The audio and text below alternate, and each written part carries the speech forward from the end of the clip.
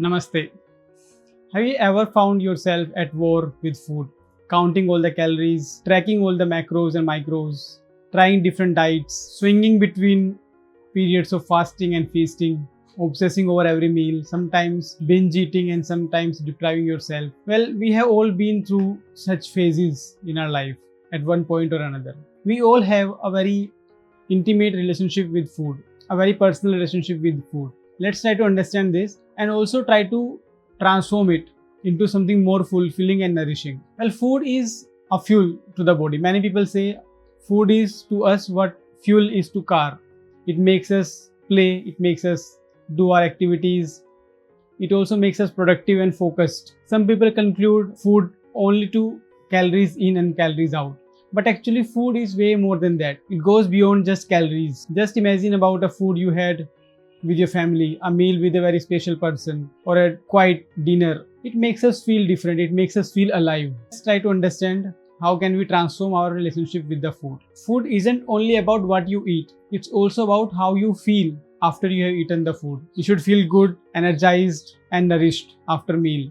Rather than obsessing over restrictions, we should focus on what can we add to our meals. When you start including very healthy options into your meals, you will start realizing that the unhealthy options will slowly move out of your plate automatically. Imagine your plate like a canvas. Add more colors to it, add more textures and more fresh flavors to it. Food that will nourish you will automatically make you more satisfied, and it will also remove all the unhealthy options from your diet. So instead of having a mindset of restriction, go to a mindset of abundance and add good options, healthy and nourishing options to your diet. Now you must be wondering, what about my cravings? I end up craving so many wrong foods so many times. If I'm not going to restrict, how to deal with these? Our body is always communicating to us. It's just that we have become good in ignoring it. Cravings are also like that. If you are craving sweet, it may be a signal that you are low on energy. If you are craving some chips in the night, maybe you are anxious or stressed. Or maybe if you are craving so many other things, it can also signal some underlying deficiencies in your body. So instead of restricting yourself on these cravings and signals, you should try to understand them, listen to them, acknowledge them, and then make mindful right choices. This way, you will build a very good relationship of trust with your body instead of a relationship of control over the body. When you start understanding your signals, the communication from your body, you will start making right choices.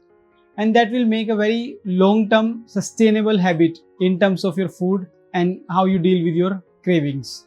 Like any healthy relationship, even your relationship with food should have some boundaries. You should make some routines, some rituals around your food. Food is not about calories. Again, I have mentioned it. It's not about what to eat. It's also about when to eat, how to eat, what kind of mindset you should have while eating it. So try to create some rituals and routines. Now I'm not going to tell you any rituals and routines in this video because it's your own intimate relationship with your own food. So just try to think, reflect, and come up with your own routines. So try to come up with your own rituals and your own routines with the food. You need to find out what works for you. You can find out from your own experiences, and maybe even you can experiment what food suits you, what something does not suit you, what time is good for you, what makes you more productive. So do some experiment, try to reflect on your experiences, and then come up with some rituals and routines. These rituals and routines will make your relationship very smooth, and even your relationship will be very healthy and sustainable. Instead of trying